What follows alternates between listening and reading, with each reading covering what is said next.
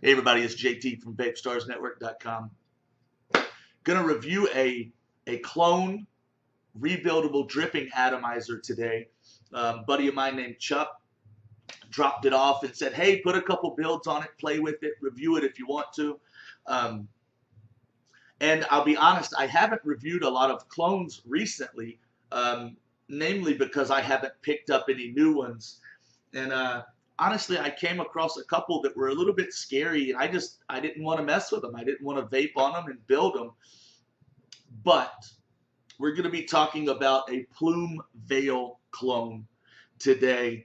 I don't do a build video, but towards the end of this video, I do a up close type thing.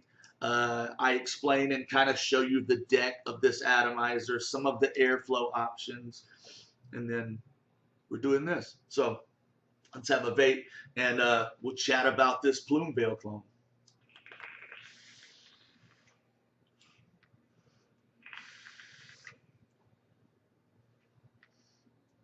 Lots of airflow options is the first thing I noticed when I looked at this. Now, I'm not sure the exact manufacturer of this clone atomizer. I can find that out and probably put it in the article later on. But got a little build on here. It's vaping well. One thing I did have a heads up when my buddy left it with me is that he was getting some leakage out of the side holes. And during that up close portion here in a minute or two, I will show you. But just at a quick look, you've got two main air slots, one on each side. And then you've got these three holes on the lower part on each side as well. And what those are meant to do is actually line up with one small hole inside of there to allow air to reach the backside of your coils. A good idea, right? He was getting some leakage out of there. During the up close portion, the atomizer wasn't built. I hadn't vaped on it yet, so I didn't notice this. But after building and kind of expecting to get some leakage, I'm really not getting much leakage because the holes don't line up. If one side is lined up to utilize that airflow behind the coil, the other side is not lined up. So not a very good plan on this clone. Doesn't line up very well at all. That's one thing. Straight vaping on it.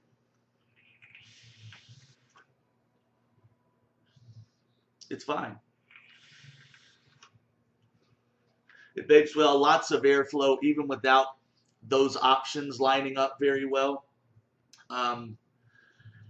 There are two other air holes you see on either side of the drip tip there, and you really spin your drip tip. The drip tip connector, I guess, I don't know if it's Delrin or black plastic, but it spins and you could adjust or close or open those top holes as well. But what I'll tell you, sorry, I just accidentally locked them on. I go over this a little bit in the up close, but I'll tell you now, the deck and the whole deck section is a gold color. That makes me a little nervous with a cloned atomizer at this point. You know, I'm sure some clones, and I know, are well built and we know what they're made out of, but I had that incident where some of the metal flakes came off of a lower quality K-Fun clone.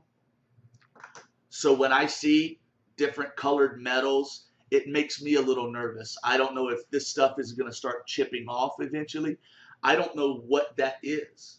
Is it gold? Is it gold plated? Is it foiled?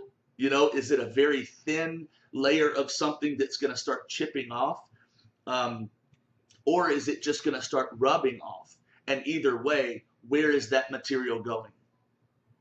I'll tell you, it's going in my mouth, maybe my lungs. It's not going where I want it to go. So that makes me a little nervous about this. And I'll be perfectly honest. anymore, I have gotten a little bit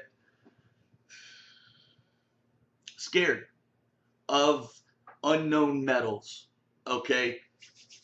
Some drip tips and some brasses and coppers that I use, I know the modder who did it, or there's information posted, and it's a respectable company, and they tell you, look, this is so-and-so, and we know the lead content, if any. Some of the stuff coming that's put out to be very cheap, I just don't have a lot of faith in that. So I'm paranoid. I admit that. I'm a paranoid guy. But when it comes to me inhaling things, I really want to know if there's lead in it, if there's a chance some of that metal is going to flake off. And that's one of the things that has made me pretty nervous recently about using kind of cut rate devices. I overthink stuff like that. That's all there is to it. But let's go on here down to, I'll show you the atomizer deck. I'll show you some of the airflow options. Do the up close, come back, and I'll wrap this thing up. But like I said, just vaping on it, it doesn't taste metallic. I was a little worried about that. You know, it's a decent vape. But how is that gold color going to hold up long term? You know, and these holes, they're not lining up like they were supposed to. Are they going to start leaking? So already having some issues, but you can kind of look at it up close in this section and see what you think. Okay, so an up close look at the Plume Veil clone. And again, I'm not sure the manufacturer of this specific atomizer. So lots of airflow options for sure. You've got the main airflow slots on either side. And then also, twist it a little, you've got these three holes, and what that does is actually lines up, and I'll show you that on the inside in 1 second actually, but that lines up with the hole that actually allows airflow to the back side of your coils. It actually goes through one of your posts. But the two holes at the top on either side of the drip tip, they are adjustable. You can adjust those a little bit, fully open or fully closed.